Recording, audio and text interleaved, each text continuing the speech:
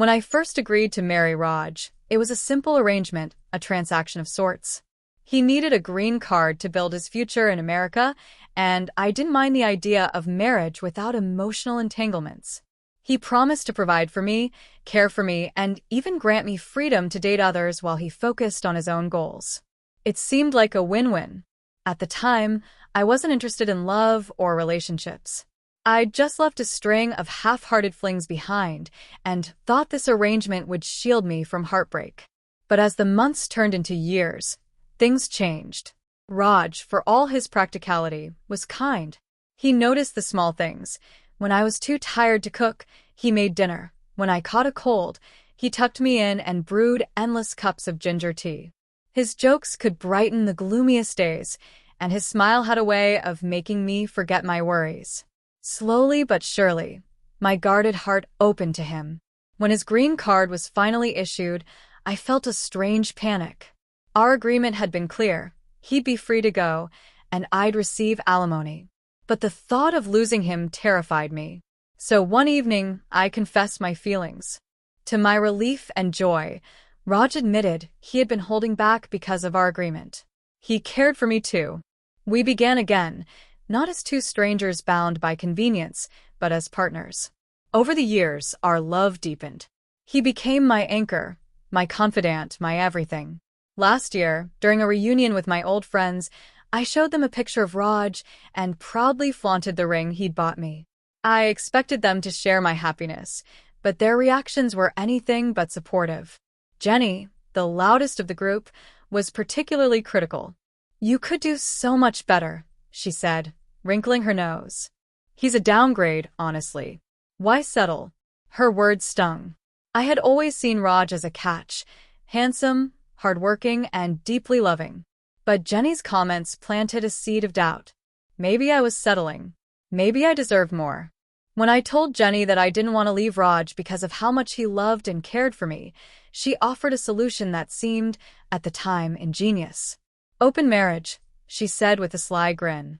"You can date better guys and still keep him for his money and stability. Have your cake and eat it too." That idea lingered in my mind. The more I thought about it, the more appealing it seemed. That night, Raj greeted me with his usual warmth. He had cooked my favorite dish and asked about my day. As we sat at the table, I blurted out the idea of an open marriage. His reaction was not what I expected. He was taken aback, his brows knitting together in confusion. "What brought this on?" he asked. I stumbled through an explanation, mentioning how we were from different backgrounds and perhaps not fully compatible. I omitted Jenny's influence, sensing that it might upset him. He looked at me quietly for a long moment. "Your friends are a bad influence," he said finally. "You should cut them off." His comment struck a nerve.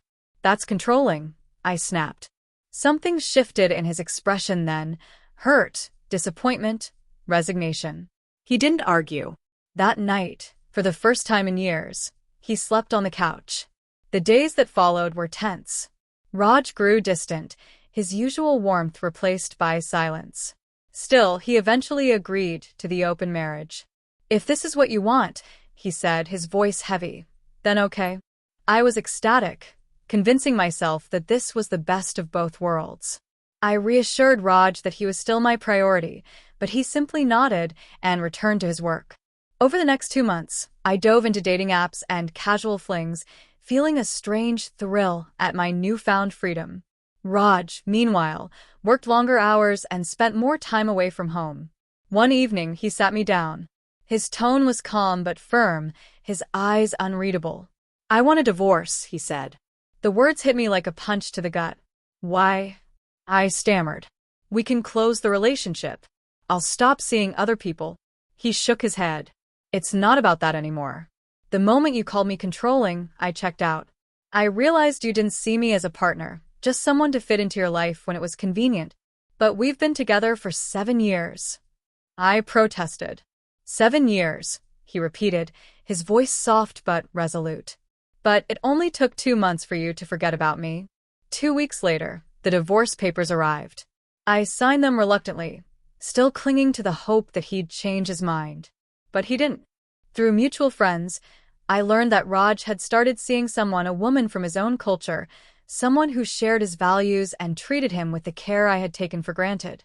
Seeing their smiling pictures on social media was like salt in an open wound. I felt hollow, my once perfect life, now a distant memory. I missed the way he'd kiss my forehead after a long day, the way he'd make me laugh when I was upset, the way he'd always put my needs before his own. Looking back, I realize how deeply I failed him and myself. I let someone else's opinions dictate my actions. I traded a loving, stable marriage for fleeting excitement, only to lose the one person who truly cared for me. I don't know if I'll ever get Raj back, but I do know one thing. I'll never find someone like him again.